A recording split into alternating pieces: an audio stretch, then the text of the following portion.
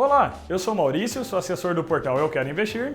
E eu sou o Lucas Mota, e nesse vídeo vamos lhe explicar como funcionam as dúvidas operacionais e como funcionam as taxas dos fundos de investimentos. Vamos lá?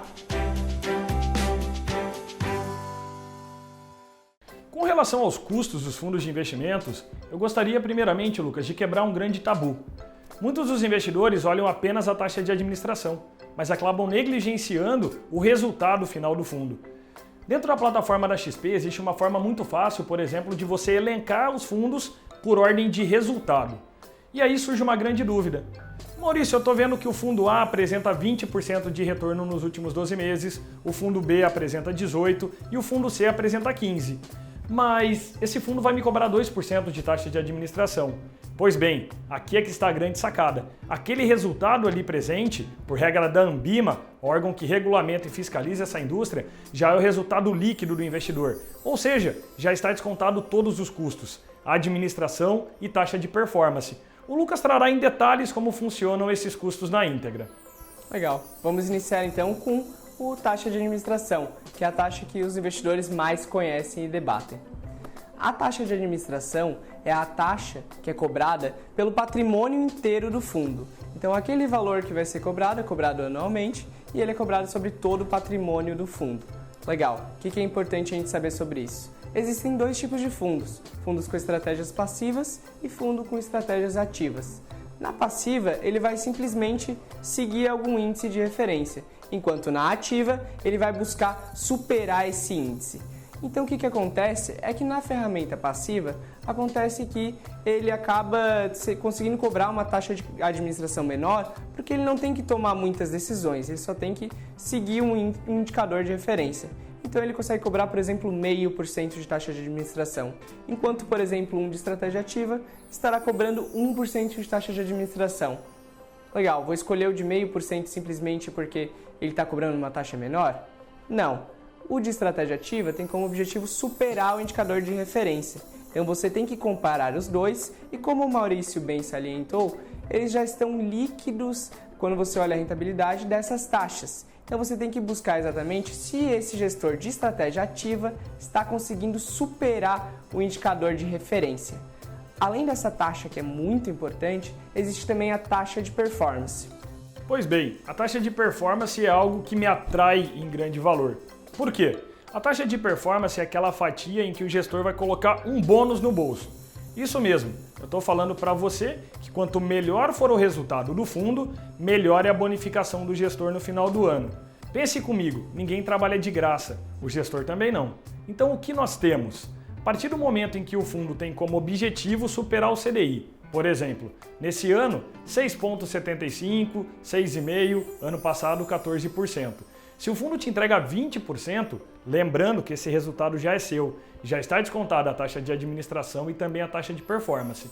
A diferença é que, se o fundo A entregou 10% e o fundo B entregou 14%, o fundo A, o gestor ganhou eventualmente 1% sobre todo o capital do fundo.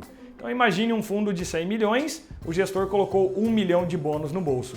Se ele foi eficiente e conseguiu entregar o dobro de retorno e colocou ao invés de 1% no bolso, colocou 2%, pois bem, ele acaba de colocar 2 milhões de reais no bolso.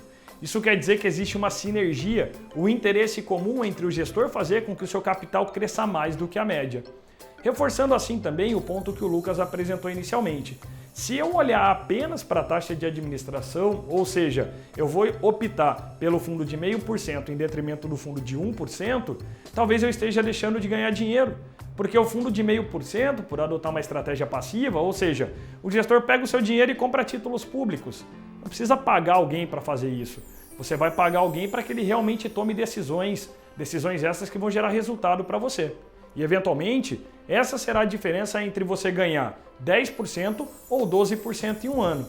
Além disso, Lucas, um outro ponto que eu vejo de bastante dúvida dos investidores é porque quando eles investem em CDBs, LCIs ou qualquer título de renda fixa, não existe a famosa cotização. Você poderia trazer em detalhes como isso funciona para o investidor?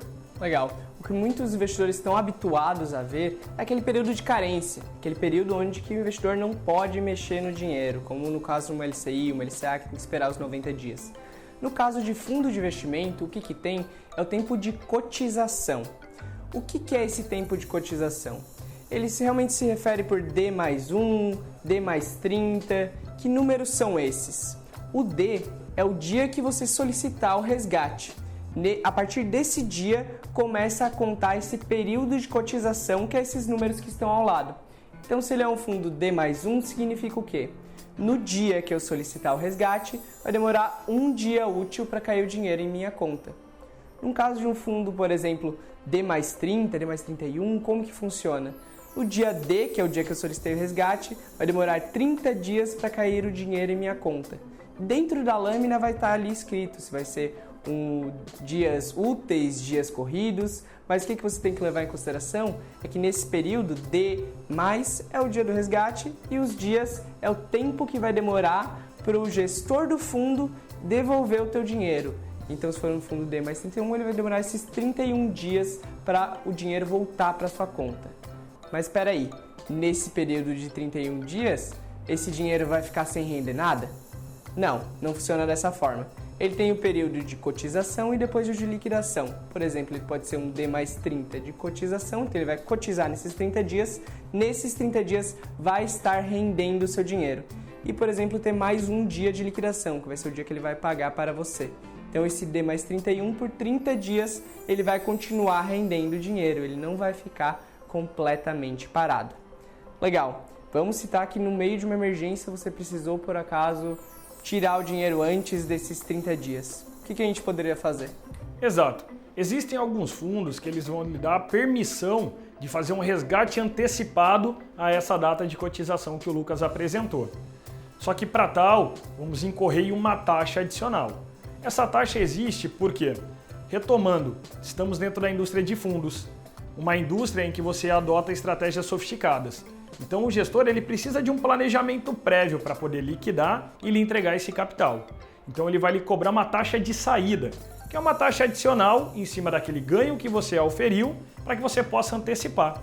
Então eventualmente aquele fundo que apresentava um resgate em D mais 30, ou seja, solicitei hoje, daqui a 30 dias o recurso estará na minha conta. Só que Maurício, eu preciso desse recurso na semana que vem, por exemplo, e eu estou disposto a pagar um prêmio para poder ter esse recurso de forma antecipada.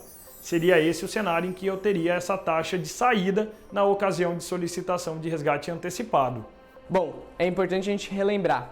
Quando tem um fundo rodando na casa de 120% do CDI, cobrando uma taxa de administração de 1% ao ano, e outro fundo na mesma categoria que está dando retorno de 140% do CDI com 2% de taxa de administração, esse 140 já está descontando todas as taxas do fundo, taxa de administração, taxa de performance. Portanto, você não deve olhar aquele que vai estar com menor taxa de administração. Vou escolher que está cobrando 1% de taxa de administração em vez de 2%. Não, você está pagando por um serviço. E nesse caso, você vai estar pagando por um serviço 2% ao ano para um que está te dando um retorno maior, 140% do CDI, no exemplo hipotético que eu dei. Portanto, vale a pena você pagar esses 2% ao ano, porque o gestor está tendo um melhor resultado com os seus recursos. Espero que tenham gostado. Não esqueçam de se inscrever em nosso canal, clicar aqui no sininho. Essa é uma das formas de você receber as informações com relação a novos conteúdos que iremos postar aqui no nosso canal. Muito obrigado e até a próxima!